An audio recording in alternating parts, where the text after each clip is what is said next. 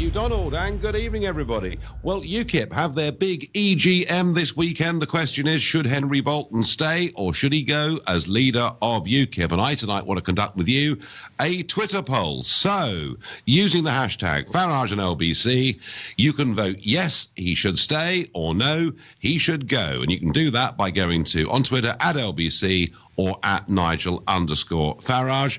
Tell me, yes, he should stay. No, he should go. And that Twitter poll will close at 10 to 8 tonight. Now, overnight, obviously, you've seen these horrendous events that have taken place in Florida.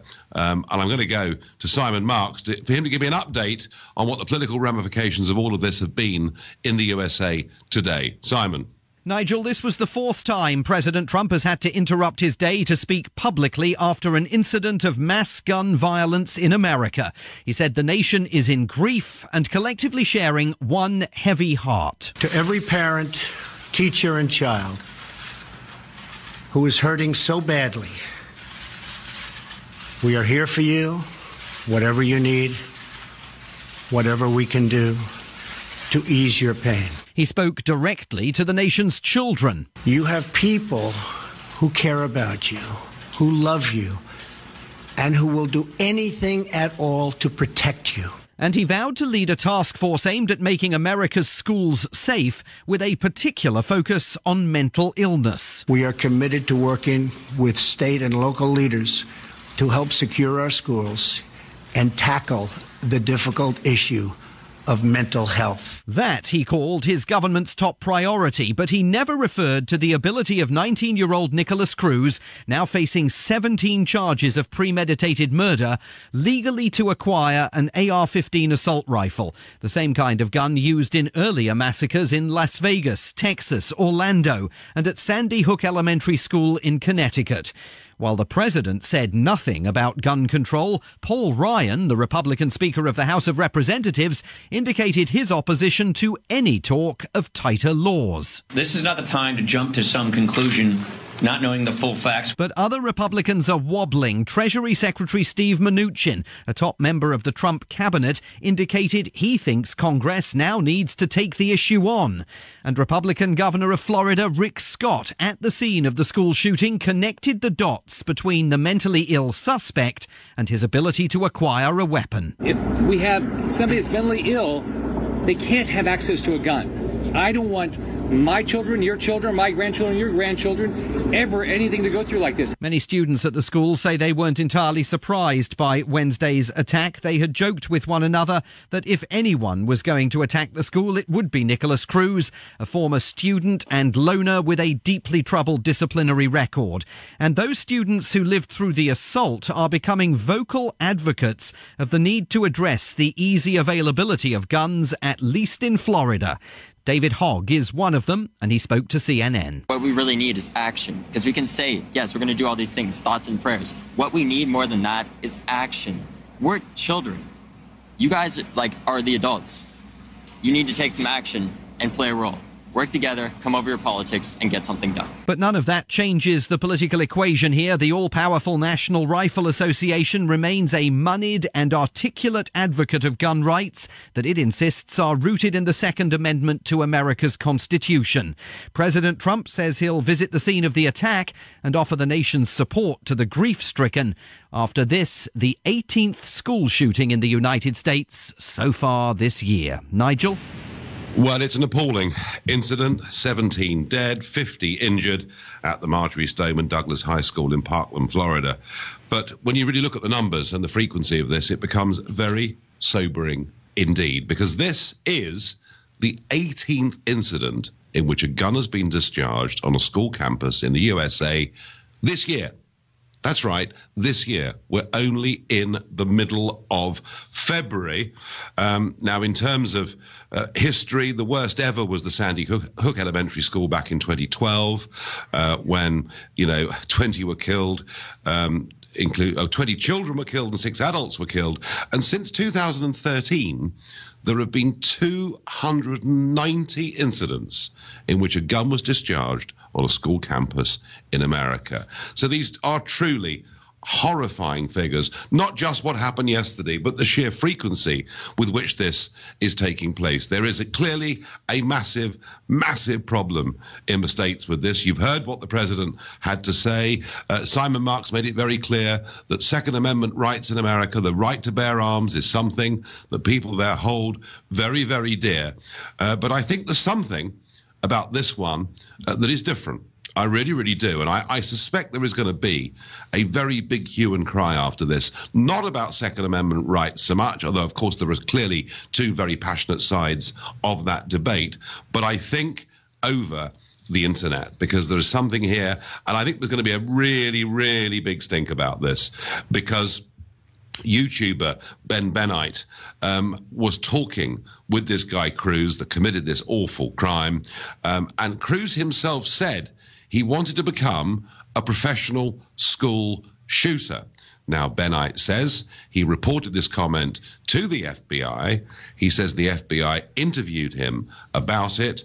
And so it looks like the FBI investigated these comments made by Nicholas Cruz online, and yet they have not acted. And I suspect there is going to be one hell of a row over that. Indeed, I think there should be a hell of a row over that. And I wonder more broadly, you know, what's going on here? I mean, what do you put this never-ending series of gun crimes in American schools and elsewhere down to?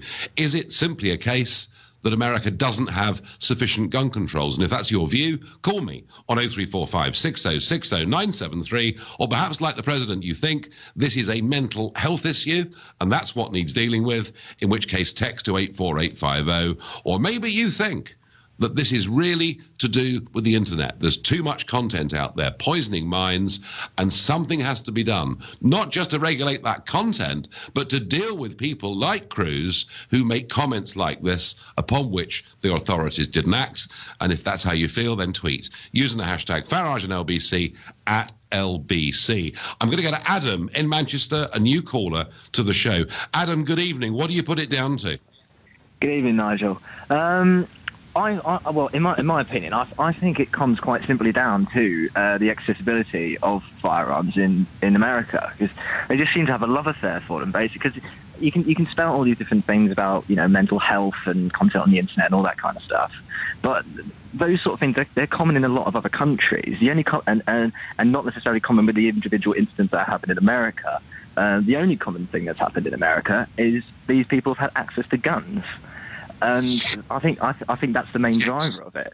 Yeah, and it's not just guns, Adam, is it? It is repeating rifles, and of course, remember that appalling case that happened in Las Vegas not so long ago. I mean, effectively, he'd managed to convert those assault rifles effectively into machine guns, hadn't he? Yeah, exactly.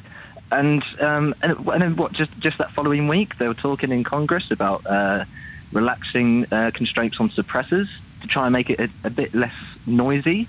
I mean, where's the sense in that? I think like the main drive, a big drive of this is as well as the NRA. How powerful they are, how much money they've got to spend on lobbying constantly. I think it's like $250 million, something like that, a year. They just spend constantly. I do think, I mean, it was Stephen Paddock who was the man that opened fire, if you remember, from that hotel window. 58 killed, 800 injured. And there was talk, as I say, of making that converter more difficult or illegal to obtain. But in general terms, Adam, you know, the NRA is very powerful in America. And, you know, the American Constitution, the right to bear arms, is something that people hold very dear. Now, that doesn't mean, Adam, that there can't be restrictions, it seems to me, on who is able to buy guns according to their record, according to their mental capabilities. But the idea, if anyone thinks that there's going to be legislation that stops Americans buying guns, Adam, it ain't going to happen. Well, that's the thing. I think if Sandy Hook wasn't enough, these children were 5, 6, and 7-year-olds. If that wasn't enough to change their minds, then very bleak outlook on it. I don't think that country's got any hope of avoiding such things happening in the future. Well, as I say, I mean, you know, this already, unbelievably, is the 18th incident in a school this year. Adam, I thank you for your call. Jerry is calling from Heathrow, another new caller to the Nigel Farage Show. Good evening, Jerry. Good evening, Nigel. How are you?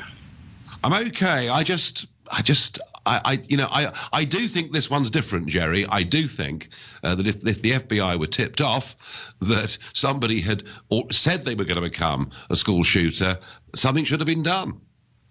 Absolutely. I mean, if this is not a major wake-up call in that respect, then I don't know what is. And also, I'm hearing that pupils themselves at the school had already, it was popular knowledge that if anybody was going to do this, it was this guy. Well, I'm afraid that fellow students are going to have to get proactive in this and actually put their hand up to the authorities and say, I'm seriously worried about this guy, because ultimately they could pay the price with their life, couldn't they?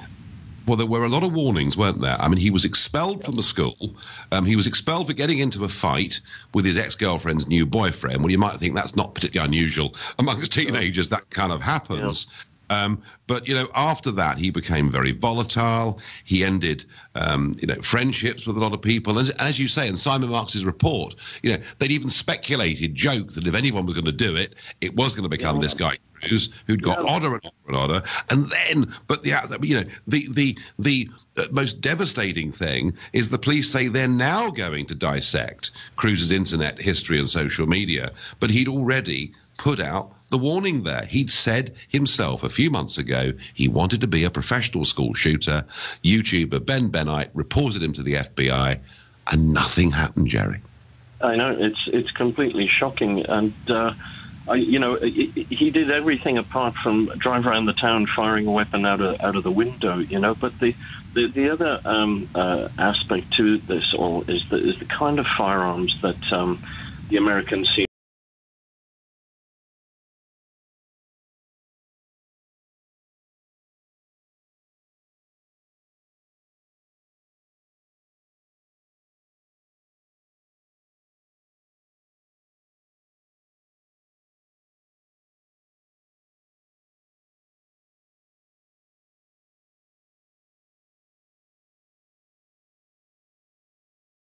More about the failure of the authorities to act, despite the fact they were very clearly warned about this guy Cruz. You're listening to the Nigel Farage Show, exclusively on LBC. It's now 7:16. UKIP have their big EGM this Saturday. The question is, should Henry Bolton stay or should he go? And I'm conducting a Twitter poll with you. We'll run it through until 10 to 8 tonight. So using the hashtag Farage on LBC, and you can go to @LBC or @Nigel_Farage, and you can say yes, he should stay, or no, he should go. And after our first quarter of an hour of the poll, 23% of you think he should stay, and at the moment, the rest of you, the other 77%, think he should go. But back to our main subject tonight. It is 19-year-old Nicholas Cruz, who was expelled from the Marjorie Stoneman Douglas High School in Parkland, Florida, and yesterday he killed 17 people, at least 17 people, and there are 50 people injured, some of them in a life-threatening condition. And it is extraordinarily, it seems to me, the 18th incident in which a gun has been discharged on a school campus in the US this year, and we're only in the middle of February. What do you put it down to? James in Harlow, a new caller to the show. What do you put it down to, James? Well, as much as I think Americans are stupid about the way they handle guns, I don't actually think the guns are relevant. They're just distracting from the real issue. And that's the same as in Britain with knives. Yes. That is, there's a group of individuals that has gotten bigger and bigger over the decades that have basically been failed, abused, and they just want half the time it feels like they're projecting their misery in their own head onto the world. They want you to understand what's going on in their minds. Does that make sense, kind of? Yeah, it's interesting, actually. I've got a tweet that's come in here that says, so your callers want to ban guns, rifles in the US. Will they also support the total ban of knives and acid in the UK? Stop attacking the US gun lobby and start cleaning up the UK. So, yeah, you're not the only person, James, that sees the parallels between the two problems. All I would say, James, is that appalling though the knife attacks and murders in London and other parts of the country are, the sheer scale of devastation that is caused by some of these repeating rifles is of a bigger magnitude, isn't it? That is relevant, but not to what the topic of what's causing it is, just what's doing the damage. The guns are what's doing the damage, but what's causing these people to want to do the damage, that's I mean, realistically, we're talking about it with guns, right? Yeah. Realistically, what if they decided to use bombs instead of guns? How much more damage would that do? A lot. No. So James, so is President Trump right? Is this a mental health breakdown that's occurring amongst a section of our society? Not necessarily. What I mean by this is, if I was Trump, this is what I would do. I'd get both parties together. I'd get the NSA, the Health Authority, social services leaders, every single shooting victim, put them on a table, analyse their lives down to the last speck, and you will find the same patterns. What they need to do is get all these victims and analyse every aspect of their lives. And if I may, I've had some experience with this, actually. So can I introduce that quickly? Yeah, go on. My family are criminals. I'm the one of about 20 who's not. All of them organised criminals. They're off touch to authorities, same as they are in America. These people do that to their children, pass it on. We end up with communities that are broken down, and we end up with this. Same country, same as the states in London that are off limits. It's been going on for decades, Nigel. I'll give you an example, right? My sister, she phoned. I used to work at a council office. Now, as you know, threatening to blow up a public building, that should be classed as terrorism, shouldn't it? It certainly should be, yeah. Right, well, my sister sent in a text message to me in work saying she was going to blow up the building with me in it. The police said, because of these, and I agree with you, online laws and text laws need to be changed immediately. Because it was on texting online on Facebook, it was not classed as submittable evidence to be used in a criminal case at the time. Well, it should be, shouldn't it? Because actually, yeah, of course it should be. It's the same as saying something, isn't it? James, I think, I mean, and I'm sure you're right, there are problem families and this sort of pattern of violent behaviour, lack of respect, and all of it goes on. But I do think in this case, what this has highlighted, James, and you say you saw it in a case with your family, what this has highlighted particularly is somebody specifically says he wants to become a school shooter. That individual clearly has had a recent disturbed past, and the FBI, it looks to me, have failed everybody. James, I thank you. I've got, when the American Constitution was written, guns were not as powerful as they are now, says Russell from Basildon. Russell, you're right. You know, the right to bear arms, fine, you know, for protection, for hunting, for whatever it may be, but it's not the same, is it, as buying, you know, an automatic repeating rifle. Yes, the FBI have questions to answer, and this is playing right into your hands to try and discredit them because they are going after Trump. Well, you can read conspiracy into this if you want to, and it may well be true that the president has had his problems with the authorities in the USA, but I think actually whoever sent that tweet, this would appear to me to be a real problem for the FBI, and the investigation into Trump has got nothing to do with that at all. I hope that at Real Donald Trump will do something more noticeable to curb gun laws. Every time this happens, people talk about curbing gun laws in America, and yes, of course, I'd certainly believe there should be restrictions on what type of guns can be sold. But remember this, even if you ban the sale of guns in America tomorrow, there are still 150 million guns out there in circulation. You wouldn't stop the problem. I wonder what Valentine, who's calling from Bromley, thinks. Good evening, Valentine. Good evening, Nigel. I think ultimately the problem lies with the access to guns, and as opposed to the mental condition of the American population. Because every country in the world has issues, you know, with mental health. But the major difference is the access to guns, and hence the epidemic in America and all the tragedies. I spoke to you last year in regards to the Las Vegas shooting. Right. At the time, I was completely of the view, like everyone else naturally, well, most people in the UK who don't understand gun violence in America, that it needs to be stopped. You know, we need to curb. They need to curb, make gun control restrictions, and therefore, hopefully, that would resolve the issue. But like you just rightly said, even if you were to ban all the guns tomorrow, there are still a load of guns in circulation, one. And two, like we regularly hear the NRA say, bad guys will get guns one way or the other, and it would have stopped good guys from having guns.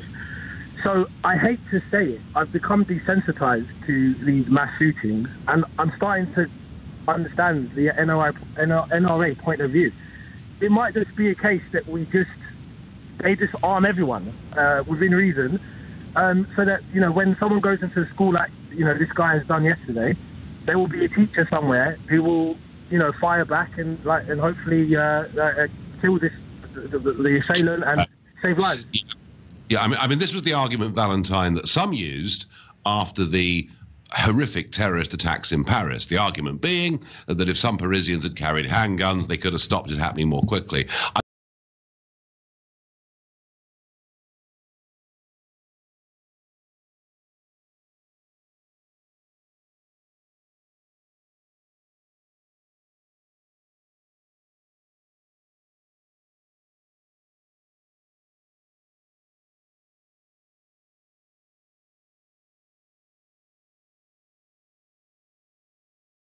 Comes from the American people. The American people are the NRA. The NRA are the American people, you know, apart from if you're a detractor. But with the strength they have, guns will never go leave America. They will fight strenuously for their right to bear arms. So as a pragmatist, you just think, you might, at this stage now, it might be a case that everyone is just armed within reason. It's a very interesting point of view, Valentine. It's certainly looking through this problem through the other end of the telescope. I thank you for your call. I get on Twitter, how can you realistically carry on a debate about the shooting in America without mentioning he was a member of a far-right group? Come on, LBC, this cannot be allowed. We don't know the truth of that. What we do know is there are various news sites saying he may have had links to white supremacists. Well, I tell you what, if that's the case, then the FBI have failed even worse than I thought they had. Because what they could have found out very easily once he'd been reported is not only was he saying disturbing things online, but he'd been expelled from a school. He'd lost many of his friends over the course of the last few months because of his erratic behaviour. And if indeed, with a quick check online, they could have linked him to extremist groups, even more reason I would have thought that something should have happened. You're listening to the Nigel Farage Show, exclusively on LBC. It's now 7:30, and on Saturday, UKIP have their big EGM. They're going to vote, debate whether Henry Bolton should stay as UKIP leader. And tonight here on LBC, we're conducting a Twitter poll on that subject. So if you want to get yourself involved with this, using the hashtag Farage and LBC, you can vote yes, he should stay, or no, he should go. And you can do that using on @LBC or @Nigel_Farage. And you are participating in very large numbers. And halfway through, and this poll closes at 10 to 8, halfway through, 25% of you think he should stay, and 75% of you think no, he should go. Something else that caught my eye today that I thought was very interesting was a comment by Sir Peter Bosomley, veteran MP, who said there was now growing support among Tory MPs for reform of the voting system. My ears pricked up. Gosh, are we going to get rid of the redundant, out-of-date, first-past-the-post system that disengages so many? No, this is the lowering of the voting age from 18 to 16. And Bosomley makes the point that the Labour Party would support it, the Minority Party and Nationalists would support it, and it would appear now quite a lot of Tories would. Even looks like the former Education Secretary, Nicky Morgan, seems to think that 16-year-olds should have the vote. Justine Greening, who lost her post recently as Education Secretary, she said she's open to the idea. It may well be that votes for 16-year-olds are going to be on the agenda before very long. I have to say, I personally think it's a very bad idea. I don't think you should be able to vote in elections that you're not eligible to stand for. And I don't think, at least I wouldn't believe, many of you would think that we should have 16-year-olds standing as members of Parliament. And for that reason, if no other, I will oppose it. But hey, this one is going to run and run. And of course, many of the Remainers, Ramonas, call them what you will, think that so many of the youngsters think the EU referendum has been a bad thing, which, given the way they're taught at schools, is probably not very surprising. And that's one of the reasons why they're encouraging it so much. an argument, a debate for another day. But what we're discussing tonight, of course, is this atrocity. Nicholas Cruz, killing 17 people, injuring 50 at a school in Florida. The 18th incident where a gun has been discharged at a school in America so far this year, and we're only in the middle of February. What do we put it down to? Is it a lack of gun controls? Too many guns in America? Is it a big mental health issue? Or is it something to do with disturbing material being easily available on the internet, and worse than that, people using the internet declaring, as this guy did, that he wanted to be a school shooter, and the authorities, despite him being reported to them, not acting? And I predict that's where this row is going to go in America over the course of the next few days. David is calling from Farnham, a new caller to the show. Good evening, David. Evening, Nigel. Thanks for having me on. I was just thinking, sadly, it's a few years since I was allowed to vote, but we won't get into that. The gun control thing, to me, it's the accessibility of weapons. My own opinion is that weapons should only be allowed by the military and police.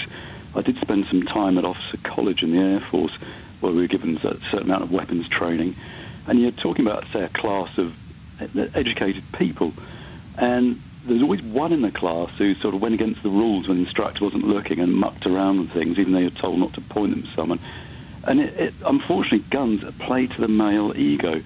And the old adage that they offer protection is a load of nonsense, because if you actually look at the figures, more people die as a result of gunshots in their own home from a result of a family member than they do from an external person trying to get in.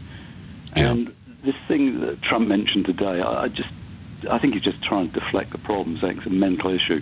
Well, again, it's people with mental issues being able to get hold of them. But I think he's trying to deflect away from the fact that the NRA is such a powerful voice in America. I remember years ago, when Reagan was again against gun control, and he actually got shot himself. And I think he took some steps to try and tighten up. But it's just ingrained in the American culture. They just won't change. I think it's their... Well, David, it is part of their constitution, and they do value and believe in their constitution. They're taught it at their schools, at their colleges, and the right to bear arms has been there, from the very beginning. Now, one of the points, of course, that was made earlier on is that the ability of weapons to cause mass injuries is much bigger now than it was all those years ago. But David, I'm interested in, you make this point at the start of your comments where you said that you thought the only people that should carry guns should be the military, the police. So, David, would you prohibit someone like me from owning a shotgun? Well, I think they should be strictly controlled. I think shotguns, I'm anti-hunting myself, but farmers possibly have a necessity to use them for keeping pests down, but again, it's something where they could call in people, because I lived in New Zealand, which again is a country with far less gun control than here. And again, if you look at the figures there, far more people, as a peaceful country, die as a result of weapons being discharged. And, you can go out in the forest there and you get people pig hunting with no sort of control. So some could innocently wander into where people are shooting at pigs or all right, David, you may have an objection to wild boar hunting or pheasant shooting or whatever it may be. I don't, but you may have an objection to it. But I could be a clay pigeon shot, couldn't I? That could be my hobby. I want to go on a Sunday morning and shoot. I see the point, but what I'm saying is that the guns need to be locked up at the end of the day, not kept in people's houses. It's strict controls where they're kept, and strict controls and where they're fired. It's almost like an exclusion zone around them. So, yes, if someone's got a feel that they can be isolated properly, but obviously it's going to cost money, so people don't like to do it.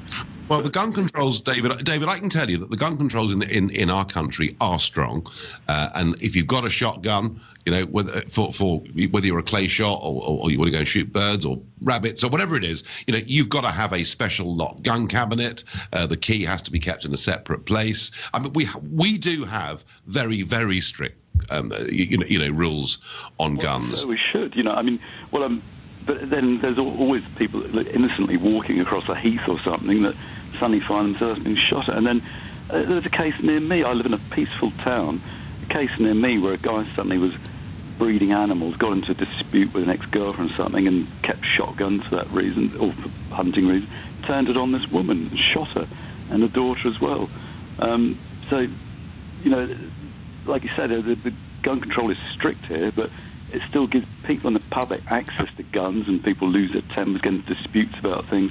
And guns are designed for killing, either killing something. So that's, again, a reason why I think they should be severely restricted. But David, it's too late in America. There are an estimated 150 million guns in private ownership in America. Even if you stop the sale of guns tomorrow, there's not much you can do about it, is there? No, I'm not disputing that. I mean, over there, it's got to monumental proportions. To quote you, as the biblical proportions, I think proportions is what you once said. But, I think so, yeah. Yeah, you know what I'm saying. But I do. All right. So anyway, David, what I take from your message is we must not go down the American route. We must keep very, very strict laws in our country. And I'm sure the vast majority of people listening to this show will agree with that. Although I do feel slightly sorry for those that want to shoot pistols and represent us in the Olympics who have to go to Paris to be able to practice. Surely a gun club could be able to keep within their premises a pistol. Just a view, not one that everybody supports. Nigel, if the NRA, the National Rifle Association, wants people to have guns, fine.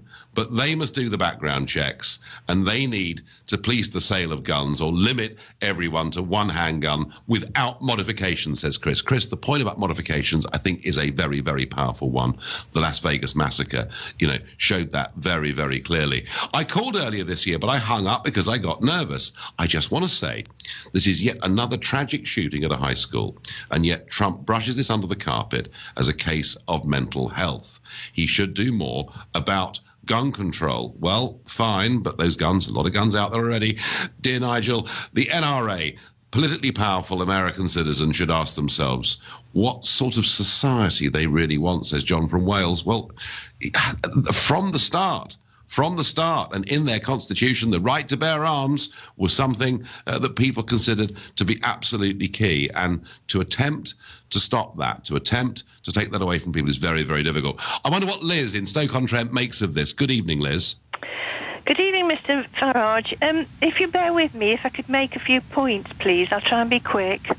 Trump had brought up the point about the mentally ill, but he's the one that lifted the one important law that tightened the purchase and use of guns by the mentally ill, and that was the background check. So now anybody can buy them. That's point one. Yep. Also, the right to bear arms, that dated back to the militia, and I think I'm right. It is, yeah. When they were fighting the British. Right, that does not exist now. There is no militia, so that does not apply. Also, there's two things that can be done immediately if Trump wanted to, and that is to ban semi-automatics, because not even hunters need semi-automatics, for goodness sake, and also to reinstate the background check. That's another point. And then there are mentally ill people that are going to fight against society. If there are no guns that are there immediately to hand, they're not going to use them because they can't. They wouldn't be there. Because in the thick of the moment, when they feel down or disturbed or whatever, and they want to get back at somebody, the gun is there. If that didn't exist, there'd be fewer killings. Of course. Liz, the point you make about background checks in America, you are absolutely right. Those background checks that were brought in under Obama have been eased under this administration. You are factually correct to say that. And I think that with Trump talking about the problem of mental illness, I think they're going to have to rethink that. All right. I genuinely think they're going to have to rethink that. I think they are going to have much better checks on who is able to buy guns. Doesn't solve the problem of how many are out there in circulation. And Liz, where I agree with you completely is, and you make the point that people carried guns because, as you say, there were militias fighting the British, and you're absolutely right about that. But I do think the fact these semi-automatic weapons are there, available so easily, is pretty crazy. I thank you for your call. You're listening to the Nigel Farage Show, exclusively on LBC. It's now 7:47. One of the big debates that is going on now in America is about what this young man, Nicholas Cruz, saw on the internet, but also what he said on the internet. And that really is very, very worrying. What do we do about this on the internet? To sort of help me through this is Professor Peter Summer, cybersecurity specialist. Peter, good evening. Good evening. So people are very obviously looking at this, and I do think, Peter, after this particular incident, there is going to be a big debate about the role that online content is having, not just with individuals like this, but equally with jihadis or whatever else it may be. I mean, where are we going with this? Let's look at what's technically possible.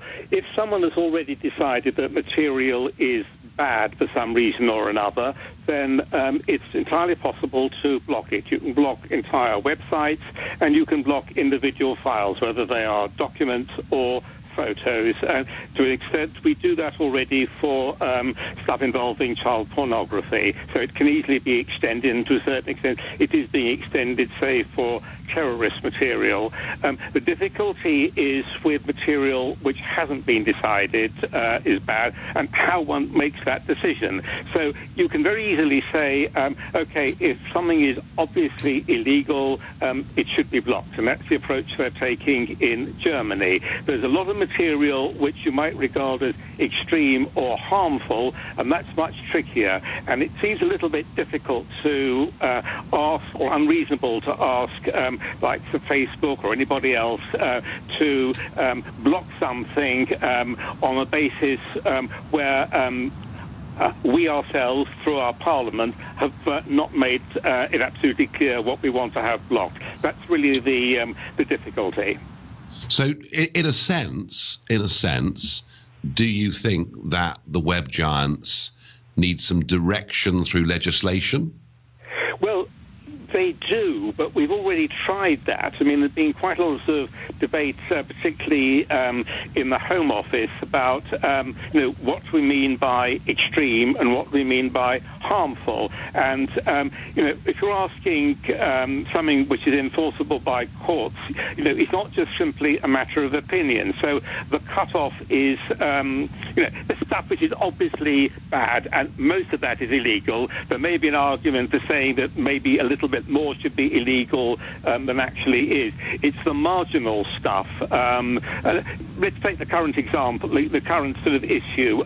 Would we regard it as harmful to have articles saying that we in Britain ought to have greater access to firearms? Now, most people might consider it extreme, but they would also say, well, maybe that's impinging on our freedom of expression, and that's, if you like, the difficult thing to do. And as far as I understand it, the would-be legislators in the Home Office have struggled with it.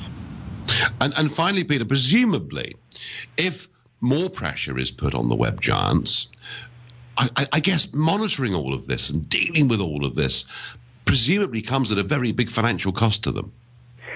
It does. You will have noticed the Home Secretary extolling the virtue of artificial intelligence over the last few days. Some of us who know a bit about artificial intelligence think that the claims that are being made are perhaps a bit excessive. The most that artificial intelligence will do is to flag up things for consideration by human beings. Now, where do you get these human beings, these monitors? And what seems to be happening is that the web giants themselves aren't employing the people. They're going to third parties. They're sort of outsourcing it. The outsourcers are then going to countries which have a lot of graduates but rather poor employment prospects for them, so they are cheap. And those people say they're put under a lot of pressure to make lots and lots of decisions. So you're right, Nigel. In fact, probably the web giants are going to have to spend more money on real people to do the real monitoring. I think that's what it's going to come down to in the end, and we're going to have to start paying a bit more, I think, to use some of these services. Professor Peter Summer, thank you for coming on and talking about this issue. I've no doubt it's an issue we're going to return to very, very often indeed. Thank you. Well, the point being made there that we are already making huge efforts to stop things like child pornography from appearing on the net, although stopping it completely is pretty difficult. I'm going to go to Tracy in Attleborough in Norfolk, a new caller to the show. Good evening, Tracy. Good evening, Nigel. Nice to talk to you. Good to talk to you. So what's happening in America? How can there possibly have been 18 gun crimes in schools this year already? Okay, what I actually want to say, I lived in America for 13 years, and much of it in the Midwest and Texas. Everybody I knew had guns. My husband and I had guns. The majority of the guns, it might be 150 million, are used responsibly. There's no way those guns can be called in, and only the good guys would give up the guns, not the bad guys. So it's very frustrating to me when we try to compare the UK situation to the US situation. Very different start points, very different solutions. I'm not saying that the calibre of guns can't be worked on. I think one of your previous callers talked about mental health checks. There are things that we can do, and the authorities following up. But there's no way, there's no point in talking about the calling of the guns. It'll never happen. Tracy, I agree with you. It literally would be impossible, wouldn't it? Absolutely impossible. Even my secretary used to carry a gun in her handbag. So, you know, the most innocent of all people. I need to ask you a question, Nigel. I've actually canvassed for you in elections, and I have enormous respect for you. How are you voting? Are you voting for Henry Bolton? And how might that impact your future? Well, forget my future. That's pretty much irrelevant. What I think is this. I think one of the reasons that UKIP has failed so badly is because it's had a structure of government run by volunteers on an NEC who aren't up to the job. I've had a look at Henry Bolton's proposed constitution, and I'm going to decide over the next hours. Is what Bolton's proposing radical enough to give UKIP a chance? And I'm considering that right now, Tracy. It is a big decision. By the way, our Twitter poll has just closed, and lots of you engage with it. 25% of you think he should stay, 75% think he should go. And Tracy, maybe that's what the result is going to be on Saturday. But thank you. I think if Bolton's reforms are good enough, whatever his flaws may be, without reform, UKIP will die. And that really is my answer to that question. It'll be a dramatic day for UKIP on Saturday. I think the party is very, very real trouble. Actually, whatever happens, it's in trouble. It's got a lot to do. You've been listening to the Nigel Farage Show here on LBC. Coming up at 10 o'clock tonight, it's Ian Collins. But up next, it's Clive Bull. Nigel, thank you very much.